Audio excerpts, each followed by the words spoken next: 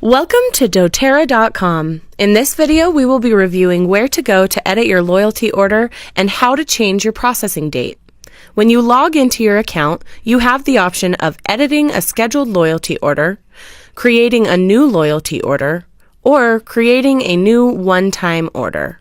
Today, we will be showing you how to edit your existing loyalty order, so be sure you select the correct option. To edit your scheduled order, click on the Edit box to the right of the order. If you do not see the box, your cart may already be activated. To access it, click on the shopping cart icon in the top right-hand corner and select Review Loyalty Order. This will allow you to review and edit your order. Once you have logged into your account and selected the Edit button for your scheduled loyalty order, you have the option of changing the processing date. To edit the date, click on the calendar icon at the top of the page and select an available date.